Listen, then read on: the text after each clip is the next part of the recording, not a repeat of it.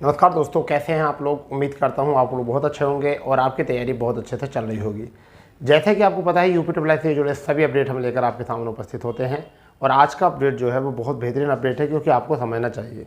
ठीक है दोस्तों, जैसे कि आपको पता है कि उत्तर प्रदेश में नौकरी लेना जो है वो बहुत बड़ी बात हो चुकी है, क्योंकि बहुत बड़ा इंतज़ार, बहुत लंबे समय से इंतज़ार करना पड़ता है। अब इस इंतज़ार को जो है वो कौन पूछेगा। अब अगर आप पूछते हो तो पूछिए वीडियो वालों से, यानी कि जो बच्चे वीडियो का एग्ज़ाम दिए थे 2018 में, इंतज़ार कर रहे हैं जब से अपनी ज्वाइनिंग का। पूछना चाहते हो कि कितना बड़ा इंतज़ार है, तो लेखपाल 8085 पदों से। पूछना चाहते हो तो मुख्य सेविका 2022। पूछना चाहते हो तो ITI इंस्ट्रक्टर वालों से पूछना चाहते हो तो AS वालों से, ASO वालों से पूछो। इन सब से पूछिए कि कितना इंतज़ार इन लोगों ने किया है और कितना पेशेंस इन लोगों के अंदर है, जो एक नौकरी के लिए इतने लंबे समय तक अपने भविष्य को दांव पर लगाए हुए हैं। ठीक है, देखिए मामला क्या है। जब जब भर्ती परीक्षा में जब कोर्ट केस होता है, तो जिस भर्ती पर कोर्ट केस होता है उससे वही प्रभावित नहीं होती और भर्तियाँ भी प्रभावित होती हैं। ठीक है, जैसे अभी कोर्ट केस में चर्चा में चल रहे हैं, एक तो ITI इंस्ट्रक्टर वाला केस था, वो मामला निपटने वाला है। ठीक है, वहीं पर एक बहुत लाइट में चलने वाली जो भर्ती है वो है आपकी मुख्य सेविका भर्ती। ठीक है, इसका ज्वाइनिंग आपका 2023 में पहली बात थी मिलने का। फिर सोचा कि चलिए कोई बात नहीं, फरवरी 2024 में इसका ज्वाइनिंग मिल जाएगा। अंततः फरवरी निकल चुकी है और मई आ चुकी है, और मई की आज हो चुकी है 8 तारीख। ठीक है, और अभी तक इसका कोई भी अपडेट नहीं है कि कब आएगा रिजल्ट। ठीक है, कब होगा DB और कब होगा ज्वाइनिंग। ठीक है, अभी कुछ भी इस बारे में पता नहीं है। वहीं पर लेखपाल 8085 पदों पर वैकेंसी निकली थी। ये मामला केस में फंसा और इस पर स्टे पहले लिया हुआ था, परंतु उसको हाई कोर्ट ने नकार दिया था। बच्चों को ज्वाइनिंग पर पहुंचाने के बाद भी, 1 महीना काम कराने के बाद भी सरकार ने भर्ती प्रक्रिया पर रोक लगा दी, यानी कि स्टे ले लिया कोर्ट से कुछ बच्चों के द्वारा। और ये 7897 लोग जो हैं अपनी नौकरियां फिर दांव पर लगा देते हैं। और ये काम 23 फरवरी से पहले, यानी कि 19 फरवरी को होता है। ठीक है, 23 फरवरी को मेगा शो होना था। फरवरी के बाद में मार्च आ गया, अप्रैल चली गई, मई भी चली गई, और इनकी डेट जो लगी है अब, वो डेट लगी है 8 जुलाई। 8 जुलाई जो है अब ये डेट लगी है। अब ये देखिए कि 8 जुलाई भी कोई निश्चित नहीं कह सकते कि यह, चलिए इस पर हम आगे बात करने वाले हैं। अब इससे क्या हुआ कि पुरानी लेखपाल भर्ती से जो बलि चढ़ी है, प्रभाव जो देखने को मिला है, नई लेखपाल भर्ती 4697 को देखना मिला है। वहीं पर कहीं ना कहीं BPO एग्ज़ाम को देखने के लिए मिला है, वहीं ना कहीं जूनियर स्टूडेंट टाइपिंग को देखा। अब देखना चाहते हैं कि हम कि कोर्ट केस से जो है प्रभाव किन किन भर्तियों पर देखने को मिला है, किन किन भर्तियों को प्रभाव जो है देखने के लिए मिला है कोर्ट केस से। जैसे कोर्ट केस में हम मुख्य भर्ती की बात करें, कोर्ट केस जो बड़ी भर्ती है मुख्य, तो सबसे पहले ASO भर्ती फंसी बहुत लंबे समय तक। दूसरी ITI इंस्ट्रक्टर वाली फंसी। तीसरी, चलो लेखपाल को डाल देते हैं, लेखपाल फंसी। चौथी आपकी वीडियो। पांचवी आपकी मुख्य सेविका। ठीक है, इन भर्तियों को हाईलाइट रखते हैं केवल। इनके चलते नई ASO भर्ती, न्यू ASO भर्ती का नोटिफिकेशन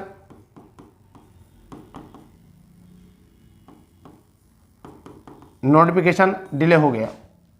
ITI वालों का अभी रिजल्ट नहीं आया। नई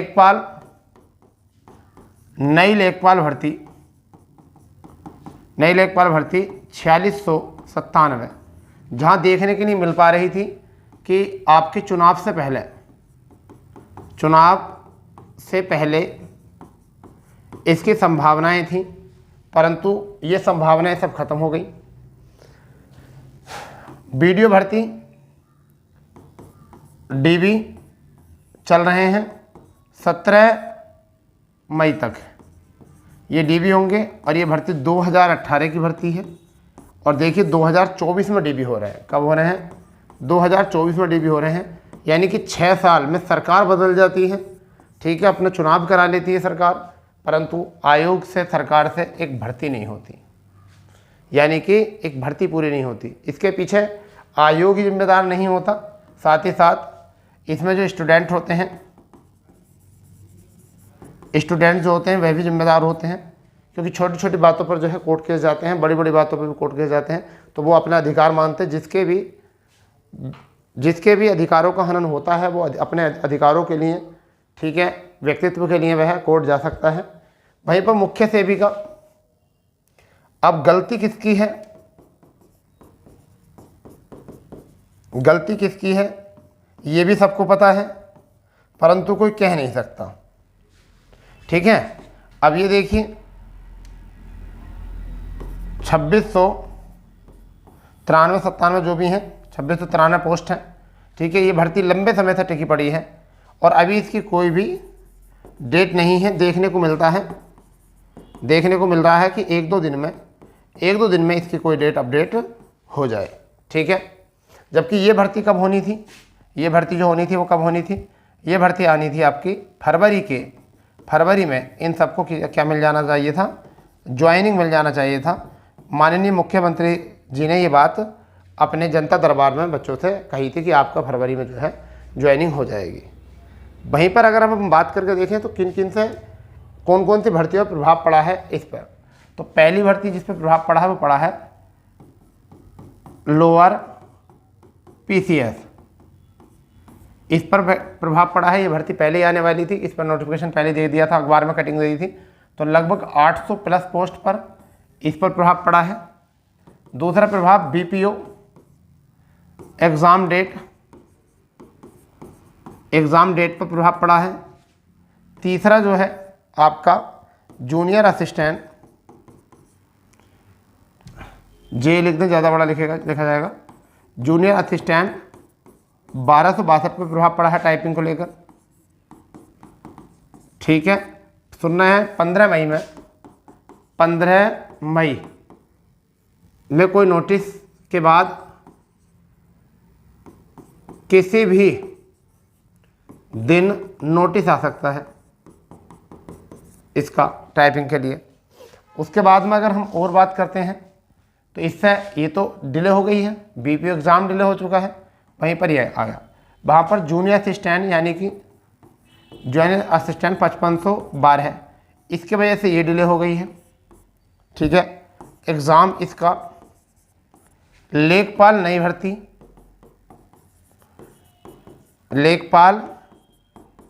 नई भर्ती डिले हो चुकी है।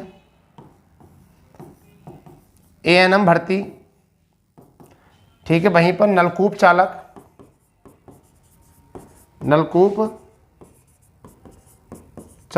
सभी भर्तियां जो है डिले देखी गई हैं। किसके चलते? एक कोर्ट केस के चलते। जब भर्तियों पे कोर्ट केस होता है, किसी भर्ती पे जब कोर्ट केस होता है तो उस कोर्ट केस से ये नहीं है कि उसी भर्ती पर प्रभाव पड़ता है, उससे अगली भर्तियों पे भी जो है उसका प्रभाव पड़ता है, क्योंकि आयोग से कुछ ना कुछ काम तो उसके प्रति भी होता रहता है, चलता रहता है।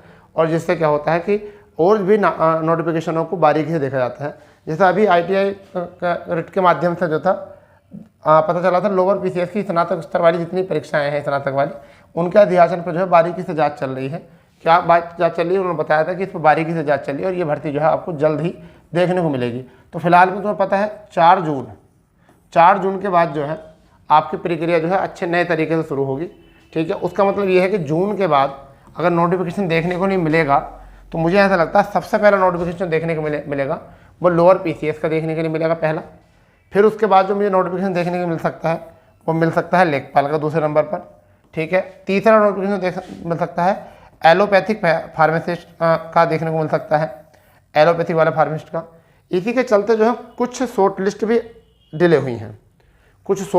हुई हैं, जैसा आपकी इन्फॉर्मेंस कांस्टेबल का